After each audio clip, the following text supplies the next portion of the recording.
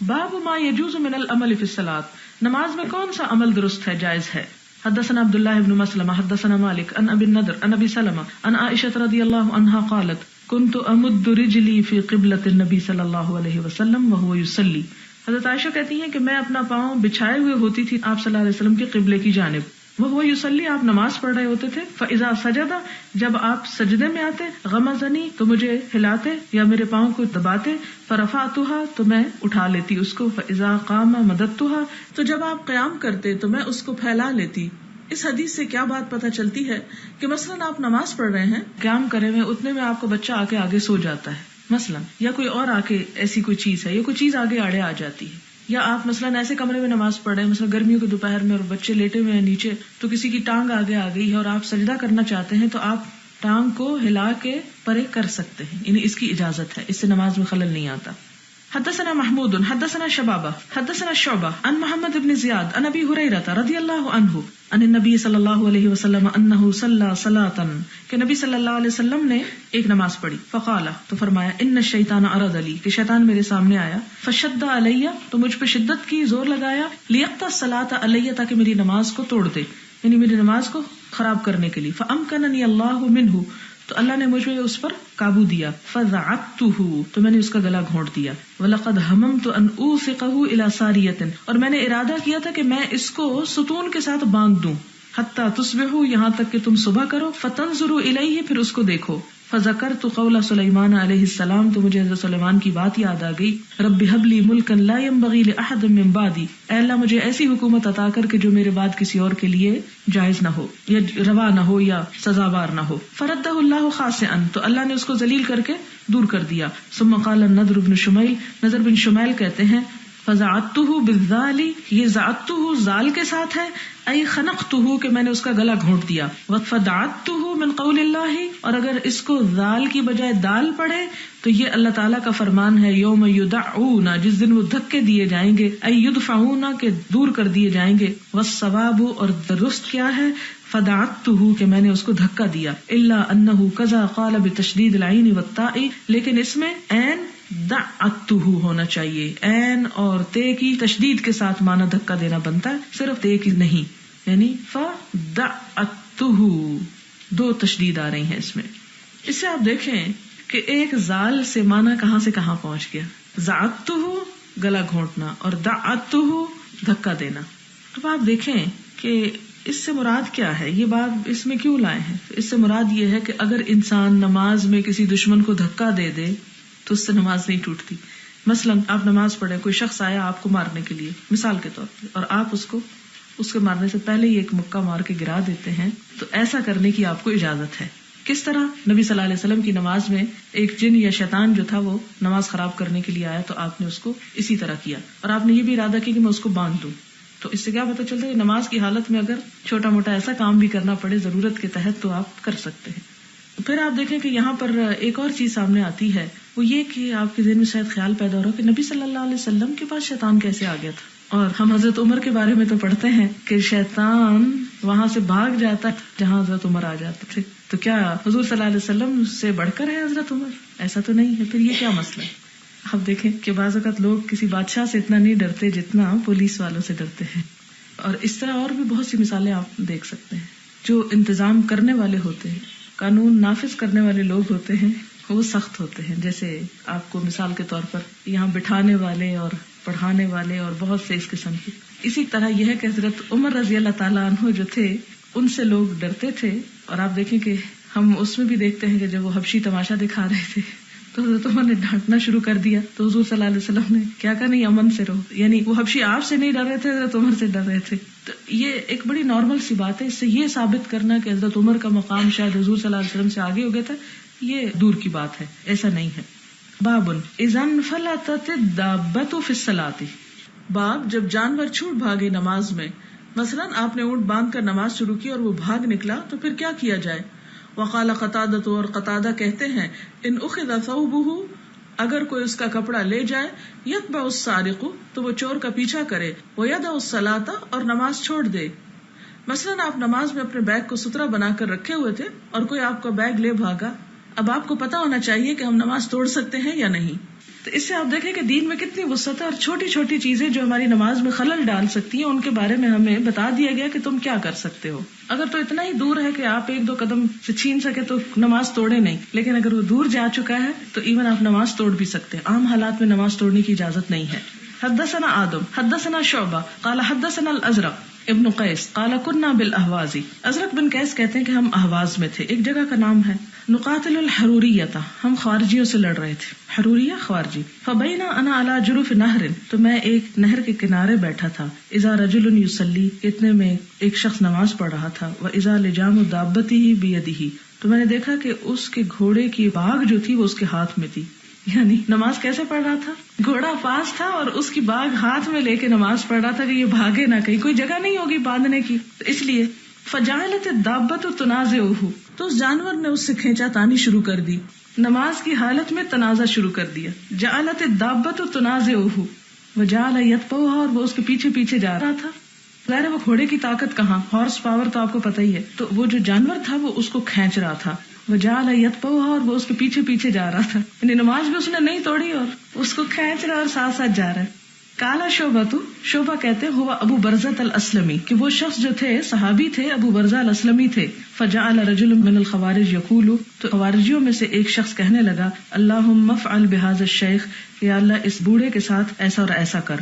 فلما انصرف الشیخ، تو جب وہ بوڑھا نماز سے فارغ ہوا، کالا اس نے کہا انی سمعت قولکم، میں نے تمہاری بات سن لی تھی جو تم مجھے کہہ رہے تھے. وانی غزوت مع رسول اللہ صلی اللہ علیہ وسلم 6 غزوات او 7 غزوات، کہ میں نے نبی صلی اللہ علیہ وسلم کے ساتھ 6-7 غزوات میں شرکت کی، او 8 یا 8 میں. وشہدت تیسیرہ، اور میں نے آپ کی آسانی کو دیکھا کہ آپ لوگوں پہ کتنی آسانی کرتے تھے. وانی ان کنت ان ارجع مع دابتی، اور یہ کہ میں لوٹاؤں اپنے گھوڑے کو یا اپنے جانور کو، احب الی من ان ادعها، مجھے اس سے زیادہ پیارا تھا کہ میں اس کو چھوڑ دوں. ترجع الی مألفها فیشق علی، کہ جہاں وہ چاہے چلا جائے، تو یہ بات میرے لیے بڑی تکلیف دہ تھی. یعنی قصہ مختصر کہ ایک شخص گھوڑے کی باگ ہاتھ میں لیے نماز پڑھ رہا تھا کہ گھوڑے نے اچھلنا کودنا اور کھینچا تانی شروع کر دی، تو اس شخص نے جو کہ صحابی تھے ابو برزہ الاسلمی، نماز نہیں توڑی بلکہ اس کے ساتھ تھوڑا تھوڑا کھنچتے رہے لیکن نماز پڑھتے رہے. اب یہ سب سین دیکھ رہا تھا ایک خارجی شخص، اور خوارج آپ کو پتا ہے کہ ایک فرقہ ہے جو گمراہ فرقوں میں سے ہے، وہ چھوٹی چھوٹی باتوں پہ کفر کے فتوے دیتے تھے. اس نے جب حضرت ابو برزہ کو ایسا کرتے دیکھا تو برا بھلا کہنا شروع کر دیا. تو جب ابو برزہ نے سلام پھیرا تو کہا کہ میں حضور صلی اللہ علیہ وسلم کے ساتھ کئی غزوات میں شریک ہو چکا ہوں، اور میں جانتا ہوں کہ جتنا آپ لوگوں کے لیے آسانی پیدا کرتے تھے، یعنی جو سہولت آپ لوگوں کو دیتے تھے وہ مجھے معلوم ہے. یعنی تم کون ہو مجھے یہ کہنے والے کہ تمہیں تو پتہ ہی نہیں کہ آپ صلی اللہ علیہ وسلم کا طریقہ کیا تھا. میں نے آپ کے ساتھ اتنے سفر کیے، اتنے غزوات کیے، مجھے معلوم ہے کہ دین کی روح اصل میں کیا ہے، اور میں نے یہ اس لیے کیا کہ میرا گھوڑا مجھ سے چلا جاتا تو میرے اوپر بڑا شاک گزرتا. یعنی دو ہے نا، دو میں سے ایک چوائس تھی، یا تو یہ کہ گھوڑا چھوڑ دیتے اور گھوڑا گم ہو جاتا، یا یہ کہ اس کو اپنے پاس رکھتے اور نماز بھی پڑھتے. اسی سے پھر فقہا نے بڑی بحثیں کی اور کہا کہ اگر مثال کے طور پر کسی کی ہڈیاں جل رہی ہو تو نماز توڑ کے چولہا بند کر سکتے ہیں. اس میں پھر انہوں نے مقدار بھی قائم کی کہ اتنے روپے کا نقصان ہو یا اتنی مالیت کا نقصان ہو تو نماز توڑی جا سکتی ہے. تو ایسی صورت میں اگر ایک آدھ قدم آگے پیچھے چل کے انسان کوئی چیز سوئچ آف آن بھی کر دیتا ہے تو نماز میں اس سے خلل نہیں آئے گا. اصل میں یہ روایت یہاں پر اس لیے لائی گئی ہے. اور کہا جاتا ہے کہ 65 ہجری کا واقعہ ہے. ابو برزہ الاسلمی جو تھے ان کو عبداللہ بن زبیر نے وہاں پر بھیجا تھا لڑنے کے لیے خارجیوں سے. اس سے کیا پتہ چلتا ہے کہ دین صرف ریچولز کا نام نہیں، دین کی اپنی ایک روح ہے، اور اس روح کو اگر انسان پا لے تو چھوٹی چھوٹی چیزوں پہ سختی نہیں کرنی چاہیے. مراد یہ ہے. حدثنا محمد بن مقاتل اخبرنا عبداللہ اخبرنا یونس عن الزہری عن عروہ قال قالت عائشہ خسفت الشمس فقام رسول اللہ صلی اللہ علیہ وسلم. سورج گہن ہوا، آپ صلی اللہ علیہ وسلم کھڑے ہوئے. فقرأ سورة طویلة، یہ قصہ بہت دفعہ پڑھ چکے، صرف ریڈنگ کروں گی. فقرأ سورة طویلة ثم ركع فأطال ثم رفع رأسه ثم استفتح بسورة أخرى ثم ركع حتى قضاها وسجد ثم فعل ذلك في الثانية ثم قال إنهما آيتان من آيات الله فإذا رأيتم ذلك فصلوا حتى يفرج عنكم لقد رأيت في مقامي هذا كل شيء وعدته حتى لقد رأيت أريد أن آخذ قطفا، یہ نیا لفظ قطفا پیچھے کیا گزر چکا ہے، انقودا من الجنة حين رأيتموني جعلت أتقدم ولقد رأيت جهنم يحتم بعضها بعضا، پیچھے کیا ہے، يأكل بعضها بعض. حين رأيتموني تأخرت ورأيت فيها عمرو بن لحي وهو الذي سيب السوائب. یہاں یہ نئی بات ہے. اور میں نے دیکھا عمرو بن لحی کو کہ وہ کیا کر رہا تھا، اس کو دوزخ میں دیکھا جس نے سب سے پہلے عرب میں سانڈ کی رسم نکالی. سانڈ کی رسم کیا ہے کہ بڑے جانوروں کو چھوڑ دیتے تھے بتوں کے نام پر. تو عمرو بن لحی سے ہی عربوں کے اندر شرک آیا اور اسی نے شرک کے بہت سے طریقے ایجاد کیے. لہٰذا آپ صلی اللہ علیہ وسلم کو جب آگ دکھائی گئی تو اس میں عمرو بن لحی کو بھی دکھایا گیا. اس حدیث میں سے ہمیں کیا پتہ چلتا ہے کہ آپ صلی اللہ علیہ وسلم نے نماز کی حالت میں چند قدم پیچھے کو کیے، جس میں پیچھے لفظ آیا تکاکعتو. تکاکع کا مطلب ہے چند قدم پیچھے کو ہٹے. یعنی کیوں ہٹے تھے؟ جہنم کی آگ دیکھ کر، جس میں آپ صلی اللہ علیہ وسلم فرماتے ہیں کہ اس کی تپش جو تھی وہ بہت شدید تھی. اس حدیث کا یہاں پر اتنا اینڈ ہو جاتا ہے، مختصراً یہ آئی ہے یہاں، جبکہ ہم دیکھتے ہیں کہ حضرت اسماء اس نماز میں شریک تھی اور وہ بھی کیا کر رہی تھی، نماز کی حالت میں بے ہوش ہونے لگی تو پانی لے کے اپنے سر پہ ڈال لیا انہوں نے. ٹھیک ہے، تو اس سے بھی پتہ چلتا ہے، اگرچہ امام بخاری نے اس کو پورا ذکر نہیں کیا لیکن اگر وہ بھی کرتے تو وہ حصہ بھی پتہ چلتا ہے کہ اس سے بھی نماز میں اگر کوئی ایسی چھوٹی موٹی چیز، مثلاً اگر انسان گرنے لگا تو پاس پڑی چیز کو پکڑ لیتا ہے یا سہارا لے لیتا ہے تو اس سے نماز نہیں ٹوٹتی. یہ مراد ہے اصل میں. باب ما یجوز من البصاق والنفخ فی الصلاۃ. نماز میں تھوکنا یا پھونکنا جو ہے یہ درست ہے. ویذکر ان عبد اللہ ابن عمرو نفخ النبی صلی اللہ علیہ وسلم فی سجودہ فی کسوف، کہ نبی صلی اللہ علیہ وسلم نے گہن کی نماز میں سجدے میں پھونک ماری. اور یہ کیوں؟ ویسے تو پھونک مارنے کی ضرورت نہیں، ہو سکتا ہے کہ آپ سجدہ کرنے لگے اور نیچے کوئی ایسی چیز ہو جس کو آپ نے ہاتھ سے ہٹانا یا دور کرنا درست نہ سمجھا اور آپ نے ایسے کر کے تھوڑا سا وہاں پر سجدہ کر لیا. تو اس سے کیا پتہ چلتا ہے کہ بلا ضرورت نہیں، اگر بوقت ضرورت کوئی چھوٹا موٹا ایسا عمل کرنا پڑتا تو اس سے نماز باطل نہیں ہوتی. حدثنا سلیمان ابن حرب حدثنا حماد عن ایوب عن نافع عن ابن عمر رضی اللہ عنہما ان النبی صلی اللہ علیہ وسلم رأى نخامة فی قبلۃ المسجد. نبی صلی اللہ علیہ وسلم نے مسجد کے قبلے کی طرف ایک بلغم دیکھا. فتغیظ، تو آپ شدید غضبناک ہوئے. علی اہل المسجد، مسجد والوں پر. وقال ان اللہ قبل احدکم، کہ اللہ تعالیٰ تمہارے قبلے کی طرف ہوتا ہے، یعنی تمہارے سامنے ہوتا ہے. اذا کان فی صلاتی، جب انسان نماز پڑھ رہا ہوتا ہے. فلا یبزقن، تو نہ تھوکے. او قال لا یتنخمن، نہ بلغم پھینکے. ثم نزل فحتها بیدہ، پھر آپ صلی اللہ علیہ وسلم آگے بڑھے اور انہوں نے اپنے ہاتھ سے اس کو صاف کیا. وقال ابن عمر رضی اللہ عنہما اذا بزق احدکم فلیبزق عن یسارہ، جب کوئی تم میں سے تھوکنا چاہے تو بائیں طرف تھوکے. اس سے کیا پتا چلتا ہے کہ نماز میں اگر تھوک آ رہی ہو یا آپ زکام کی حالت میں ہیں اور ناک صاف کر رہے ہیں تو اس سے بھی نماز نہیں ٹوٹتی. حدثنا محمد حدثنا غندر حدثنا شعبہ قال سمعت قتادہ عن انس رضی اللہ عنہ عن النبی صلی اللہ علیہ وسلم قال اذا كان احدكم في الصلاة، جب تم میں سے کوئی نماز کی حالت فانه يناجي ربه، تو وہ اپنے رب سے سرگوشیاں کرتا ہے. فلا يبزقن بين يديه، تو وہ اپنے سامنے کو نہ تھوکے. ولا عن يمينه، اپنی دائیں طرف نہ تھوکے. ولكن عن شماله، لیکن اپنی بائیں جانب. تحت قدمه اليسرى، اپنے بائیں پاؤں کے نیچے کی طرف. باب من صفق جاہلا من الرجال فی صلاته لم تفسد صلاته فیہ سہل بن سعد رضی اللہ عنہ عن النبی صلی اللہ علیہ وسلم، کہ جو انجانے میں نماز کی حالت میں مردوں میں سے تالی بجا لے، یعنی سبحان اللہ کہنے کی بجائے عورتوں والا کام کر لے، لم تفسد صلاته، اس کی نماز فاسد نہیں ہوگی. اور اس میں حضرت سہل کی حدیث ہے حضور صلی اللہ علیہ وسلم سے جسے روایت کیا گیا. باب اذا قیل للمصلی، جب کسی نمازی سے کہا جائے تقدم آگے ہو جاؤ، او انتظر، یا کہا جائے ٹھہر جاؤ، فانتظر فلا باس، تو وہ ٹھہر گیا تو کوئی حرج نہیں. جیسے مثال کے طور پہ آپ صف درست کرانے کے لیے آگے پیچھے لوگوں کو منہ سے بول کے کہتے ہیں فلاں دائیں طرف ہو جاؤ، صف میں جگہ خالی ہے، تو اس طرح کہنے سے نمازی کی نماز پہ اثر نہیں پڑتا، اور اگر وہ ہو جاتا ہے تو اس سے اس کی نماز ٹوٹتی نہیں. حدثنا محمد بن کثیر اخبرنا سفیان عن ابی حازم عن سہل بن سعد رضی اللہ عنہ قال كان الناس يصلون مع النبي صلی اللہ علیہ وسلم، کہ لوگ نبی صلی اللہ علیہ وسلم کے ساتھ کیا کرتے تھے؟ نماز پڑھ رہے تھے. وهم عاقدوا ازرهم من الصغر على رقابهم، اور وہ باندھے ہوئے تھے اپنے ازار یعنی تہبند چھوٹا ہونے کی وجہ سے اپنے گردنوں کے ساتھ، یعنی ایک ہی کپڑا اوپر سے باندھ کے وہ نیچے تک جاتا تھا. فقیل للنساء، تو عورتوں سے کہا گیا لا ترفعن رؤوسکن، اپنے سر نہ اٹھانا، حتی یستوی الرجال جلوسا، یہاں تک کہ مرد درست ہو کے بیٹھ جائیں.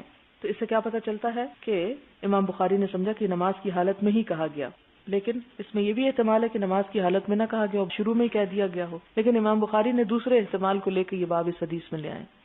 باب لا يرد السلام فی الصلاۃ، نماز میں سلام کا جواب نہ دے. حدثنا عبد الله بن ابي شيبه قال حدثنا ابن فضيل عن الاعمش عن ابراهيم عن القمة عن عبد الله قال كنت اسلم على النبي صلى الله عليه وسلم.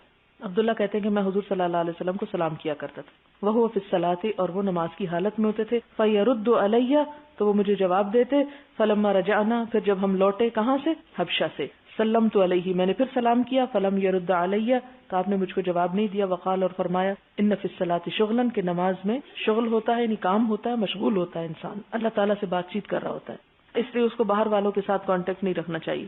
حدثنا ابو معمر قال حدثنا عبد الوارث حدثنا كثير بن شنزير عن عطاء بن ابي رباح عن جابر بن عبد الله رضي الله عنهما قال بعثني رسول الله صلى الله عليه وسلم في حاجة له فانطلقت ثم رجعت وقد قضيتها فأتيت النبي صلى الله عليه وسلم فسلمت عليه فلم يرد علي فوقع في قلبي ما الله أعلم به.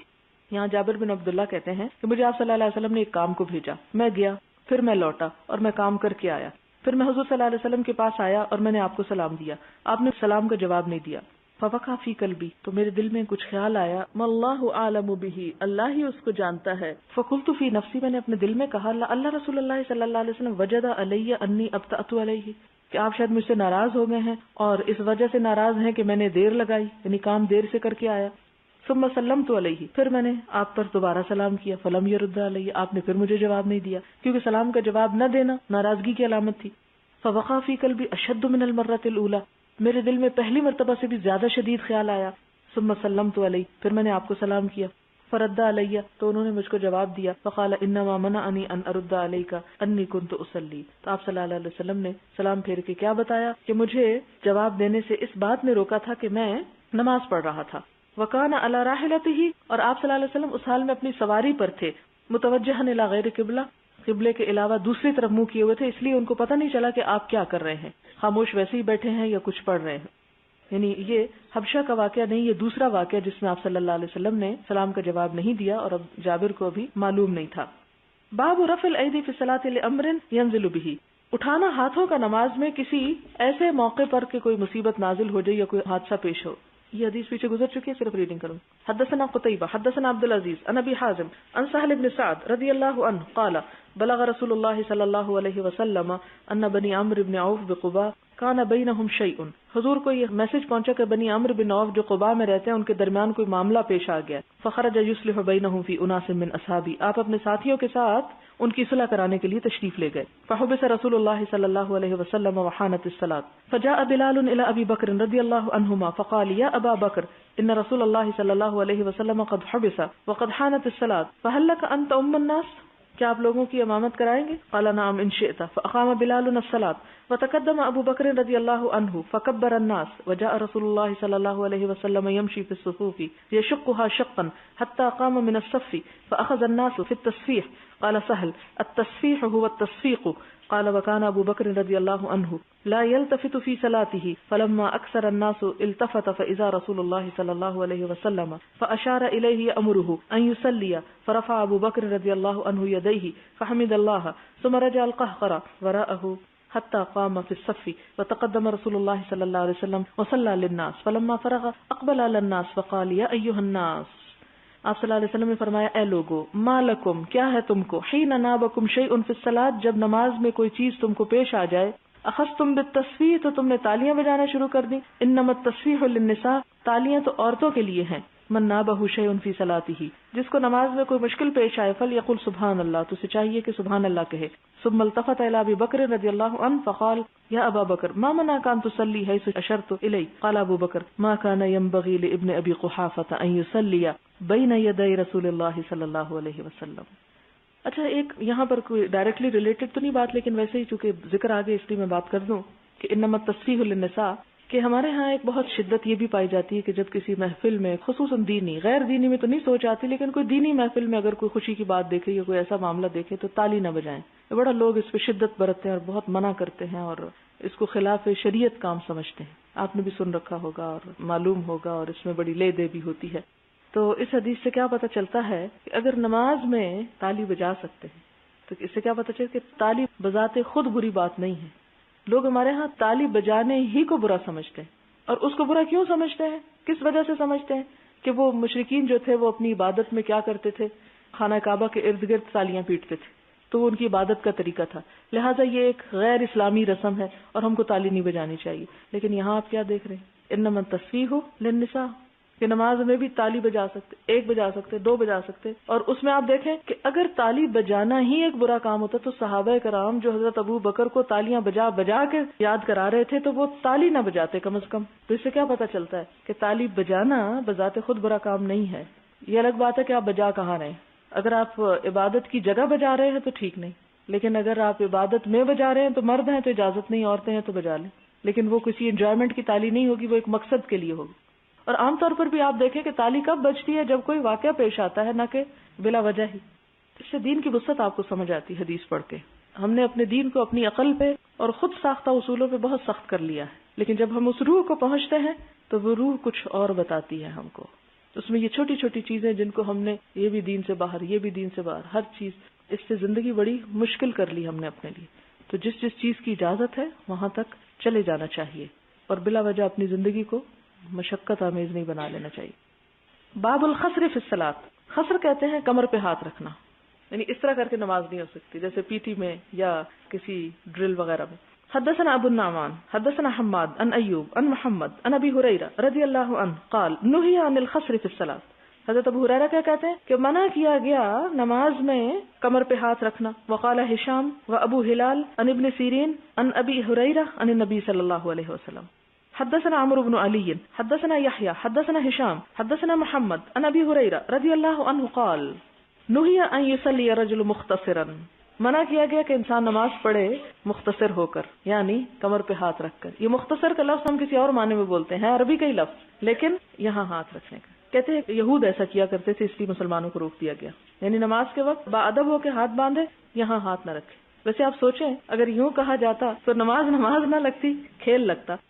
باب تفکر رجل الشیء فی الصلاۃ.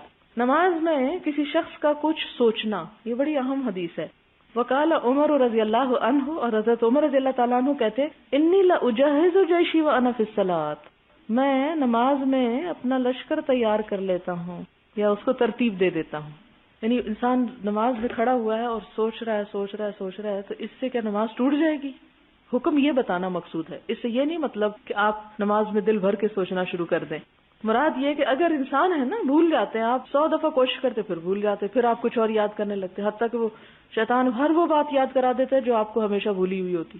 تو حضرت عمر رضی اللہ تعالیٰ عنہ منافق تھوڑی تھے کہ یہ کسی کو بتاتے نہ اور چاہے دل میں جو مرضی کرتے رہتے. وہ لوگ اپنے جذبات، احساسات، خیالات جو اندر تھا وہی باہر تھے، کھول کھول کے بتا دیتے تھے جی میں اندر یہ سوچ رہا تھا. اب دیکھتے ہیں کیا ہوتا ہے. حدثنا اسحاق بن منصور حدثنا روح حدثنا عمر هو ابن سعید قال اخبرني ابن ابي مليكة عن عقبة بن الحارث رضی اللہ عنہ قال صلیت مع النبی صلی اللہ علیہ وسلم العصر. عقبہ بن حارث کہتے ہیں کہ میں نے نبی صلی اللہ علیہ وسلم کے ساتھ عصر کی نماز پڑھی.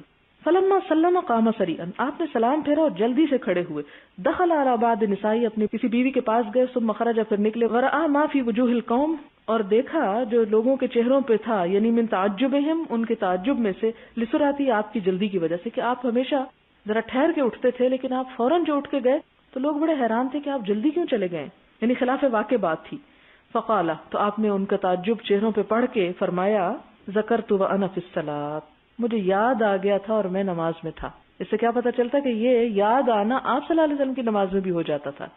تبرن، کیا یاد آ گیا مجھ کو، ایک سونے کی ڈلی، اندنا، جو ہمارے پاس تھی. فکرہت ان یمسی او یبیت اندنا، تو مجھے ناپسند ہوا کہ یہ ڈلی ہمارے پاس شام گزارے یا رات گزارے. فامرت بقسمتہ، تو میں نے اس کو تقسیم کرنے کا حکم دے دیا. اس سے کیا پتہ چلتا ہے کہ نماز میں اگر کسی کو کوئی نیکی کا کام یاد آ جائے اور اس کے بعد وہ کر لے تو نمبر 1 یہ ہے کہ وہ نیکی کا خیال آنا برا نہیں ہے، کیونکہ نماز اللہ سے سرگوشی ہے. اور اگر اللہ تعالیٰ کے دین ہی کی کوئی بات اس میں انسان سوچ رہا ہے تو اس سے نماز میں خلل نہیں آتا. جیسے حضرت عمر جو تھے وہ جہاد فی سبیل اللہ کے لیے اگر اس میں کھڑے ہو کے ایسا کر رہے ہیں تو اس سے نماز فاسد نہیں ہوتی.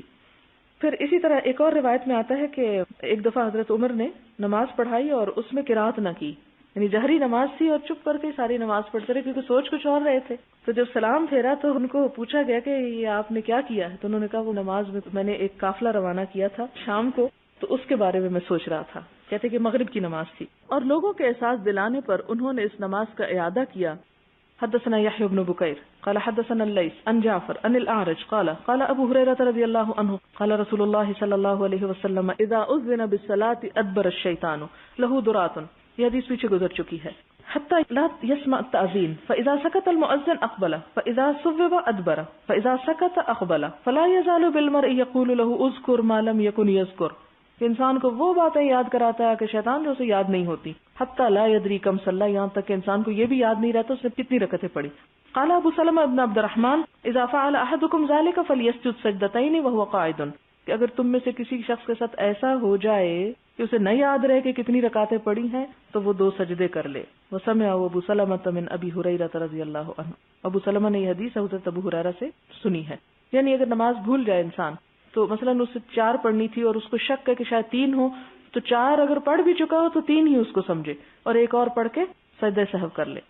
حدثنا محمد بن المثنى حدثنا عثمان بن عمر قال اخبرني ابن ابي ذئب عن سعيد المخبري قال قال ابو هريره رضي الله عنه يقول الناس اكثر ابو هريره فلقيت رجلا فقلت بما قرأ رسول الله صلى الله عليه وسلم البارحة في الأتمة فقال لا ادري فقلت لم تشهدها قال بلى قلت لكن انا ادري قرأ سورة كذا وكذا. اس سے کیا پتہ چلتا ہے کہ لوگ جب حضرت ابو ہریرہ کے بارے میں بہت باتیں کرنے لگے کہ یہ بہت حدیثیں بیان کرتے ہیں، تو وہ کہتے ہیں کہ میں نے ایک شخص سے پوچھا کہ یہ بتاؤ کہ آپ صلی اللہ علیہ وسلم نے کل رات نماز میں کیا پڑھایا تھا، تو اس نے کہا مجھے نہیں پتا. فقلت لم تشهد، تو ابو ہریرہ کہتے ہیں میں نے اس سے کہا کہ تم موجود نہیں تھے؟ قال بلا، وہ کہتے ہیں ہاں موجود تو تھا. قلت لیکن انا ادری، کہتے ہیں لیکن مجھے پتا ہے آپ نے فلاں اور فلاں صورت پڑھائی تھی. اس سے وہ اپنے اوپر سے ایک الزام دھونا چاہتے تھے کہ تمہیں یاد نہیں رہتا، میرا حافظہ تم سے اچھا ہے، مجھے یاد رہتا ہے. اس لیے جب میں کوئی بات حضور صلی اللہ علیہ وسلم سے منسوب کر کے کہتا ہوں تو اس پہ مجھے برا بھلا مت کہو. سبحانک اللہم و بحمدک نشہد ان لا الہ الا انت